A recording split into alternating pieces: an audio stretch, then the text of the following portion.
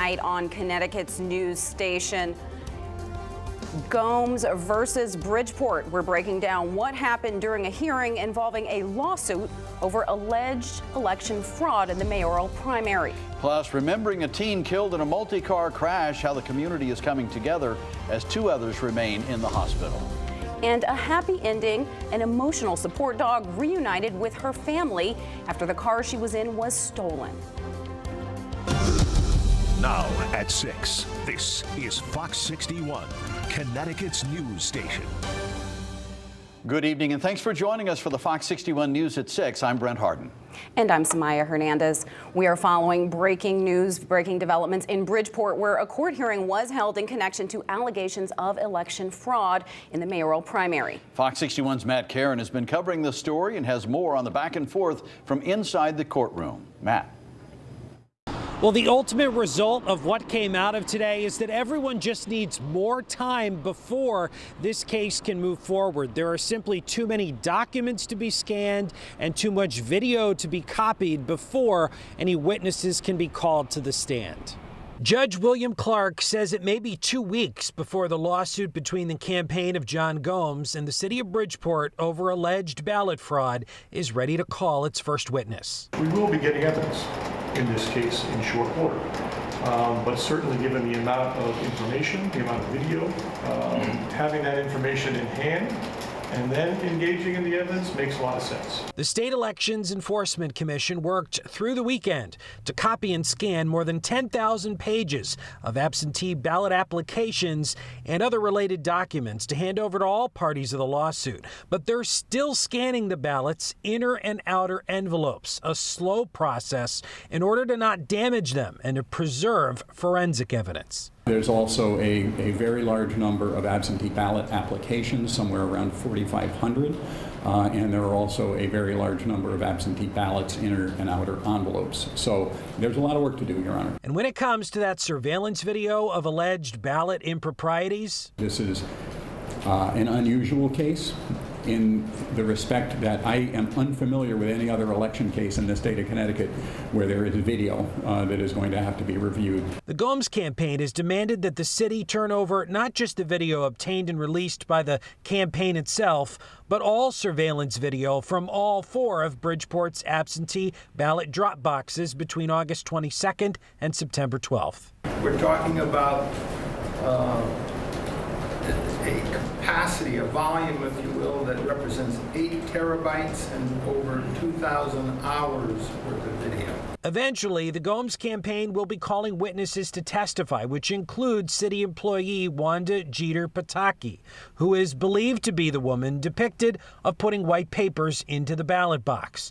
What remains to be seen is what, if any, involvement city leaders had in any wrongdoing, including Mayor Joe Ganim himself. I'm sure that he is aware that the number of absentee ballots in Bridgeport substantially exceeds by a factor of 4 or 5 any other big cities in the state of Connecticut.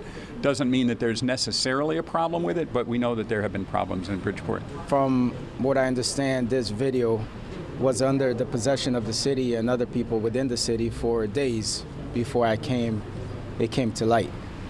So that's a question that they have to answer as to why they held it for so long and the severity of the content in violation of the civil rights as we saw. And attorneys for the Bridgeport Police Department have also filed what's called a motion to quash the release of any ballot box surveillance video, saying that it pertains to one of their active and open criminal investigations and that releasing it could prejudice the outcome. Reporting outside Bridgeport Superior Court, Matt Karen, Fox 61, Connecticut's news station. Thank you, Matt. Turning now to the weather. It was a wet and cold start to the week. This was the scene in Hartford this morning as the rain came down for the morning commute. Yeah, it's looking gloomy for most of the day as we take a live look out across the state right now. But will the rain continue throughout the evening? For that, let's send it over to meteorologist Ryan Breton. And Ryan, I got to tell you, out in my neck of the woods, this rainfall has seemed almost tropical because even though the temperatures are not warm, it was this steady, heavy drumming rainfall. Absolutely, Brent. And in your area, in the Hartford area, more than 4 inches of rain has fallen in just the last 48 hours. And we have a flood warning that does continue for parts of Hartford County until 9:30 tonight. This is because some of the smaller rivers and streams were swelling up. They mostly have crested and have started to drop below flood stage. But there is a flood warning for the Housatonic River through tomorrow morning. Maybe a little bit of minor water inundation outside the banks in this area from Newtown over to Shelton and Ansonia along the Housatonic River and its tributaries. Tonight, though, most of the rain lightening up now in the Naugatuck Valley. In the Hartford area, some light rain. The steadiest rain at the moment seems to be in southeastern Connecticut. We do have a couple of downpours from Ledyard over to Montville, but you can see over the last hour how there isn't much action redeveloping. So it will be damp tonight and it will be cool, but the worst of the rain is over. So the planner for tomorrow will start out with clouds, drizzle, maybe a shower in the morning. A lot of clouds breaking for a little bit of sun in the afternoon. It will be breezy and cool with high temperatures in the low 60s, but we won't have those downpours and periods of rain like we've had the last couple of days. Sun is back in a much bigger way on Wednesday. We'll talk more about that coming up. Thanks, Ryan. While the heavy rain was coming down this morning, a car hit a utility pole in Tolland. These are photos from that scene that was on Route 195 near Merrow Road just before 11 a.m. The road was shut down for some time as crews responded to the scene. Police say the driver was taken to the hospital. Their condition is unclear. Eversource has also responded to that scene to repair the pole. And now to a developing story in New Milford, where 2 people are still in the hospital and a 17-year-old is dead after a 3-car crash on Route 7 Friday afternoon. Yeah, the teen has been identified as Julio Gomez, a senior at New Milford High School, and that's where friends and family are gathering tonight for a candlelight vigil in his memory. At the same time, locals are calling for more safety measures on that stretch of road. Fox 61's Julia LeBlanc shares why. This is where the 3 cars collided on Friday on the Danbury Road section of Route 7. Ever since, people have been stopping by, leaving candles and flowers and bringing them to the scene.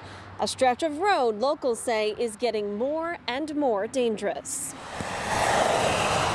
Ask anyone what traffic is like here on Danbury Road in New Milford, and you'll almost always get this answer. Everybody seems to be driving too fast, and a lot of lane changes as well. Chris Tooker works here at Ruitt Sibley Equipment Corp, right off the main stretch. He didn't see Friday's crash, but it's not the first time he's heard about something happening like this right outside his window. It's just a tragic type of thing that I think is always avoidable. New Milford police say around 2:30 Friday afternoon, 17-year-old Julio Gomez was a passenger in a car traveling north on Route 7 in the right lane. Another 17-year-old was driving the car. A second car coming from the opposite direction was turning left into Italia Mia when the 2 cars collided, eventually hitting a third car. Tonight, 2 others injured in the crash are still in the hospital. It's a horrible tragedy. Absolutely awful to hear the news. Especially after State Representative Bill Buckby and the entire New Milford delegation went to the State Department of Transportation earlier this year, asking them to do something about the hazards of this state road. It's frustrating knowing that it's one of the things that if we had had lights put in, would it have prevented it? I don't know, but it would have helped. And that's where we get stuck with our hands tied going, we're doing all that we can. Representative Buckby says the DOT was going to look into adding more streetlights or another stoplight, but he hasn't heard anything since. In the meantime, with 172 accidents on the Danbury Road portion of Route 7 since January, 4 of which were deadly, New Milford police are stepping up patrols here starting now. But Representative Buckby says the state needs to do its part. We need to meet immediately. We need to get a plan in place and address this concern before anything more happens. The DOT tells us they did get a request about traffic enforcement on this road, and they tell us right now it's all under review, but they are committed to working with the town and everyone in the state to make our roads safer. In the meantime, New Milford Public Schools is offering counseling to students and staff who need it. They're also offering after-school counseling at a local community center. We are in New Milford. Julia LeBlanc, Fox 61, Connecticut's news station. All right, Julia, thank you. A man accused of breaking into a building has been taken into custody by East Haven police. Police say John Krzyzewski stole items from a building on Bradley Street Sunday. Officers tried to stop Krzyzewski from leaving the scene in a stolen car, but he got away. Police eventually found and arrested him. Police say he stole around $20,000 worth of items from that building. Krzyzewski also had several outstanding warrants and is expected to be charged for the stolen car as well. And in Milford, police have arrested a man accused of robbing a bank. That robbery happening at the Devon branch of the Milford Bank back in August. Police say Bam O told the bank teller he was armed and would shoot her if she didn't give him money. He then fled after getting the money. O was arrested by police on Thursday. And the Biden administration is taking steps to help protect Americans from COVID-19 as hospitalizations rise. Free at-home COVID-19 tests are available for free once again. Starting today, households may order up to 4 free tests. Those tests are intended for use through the end of the year and will detect current COVID-19 variants. For more information on how to get the free COVID-19 tests, download our free Fox 61 app. An emotional support dog who was inside a stolen car is back with her family tonight. Luna was found by her owners early this morning in Middletown. The car she was in was stolen as her owner got out to make a food delivery Saturday night. Police say 19-year-old Malik Awua stole the car and left the dog on the road. Luna is an emotional support dog for a 15-year-old girl. On a whim, I walked into this garage and I saw her, and I got, I couldn't help but get all excited and everything. And, she growled at me because she was scared. And then once I sat down and was quiet and called her quietly and stuff, she came right over into my arms, laid on her back for her belly rubs. It was just whining and crying, and, but excited. Awua is facing a list of charges, including cruelty to animals. All right, still to come here on the news at 6, the state legislature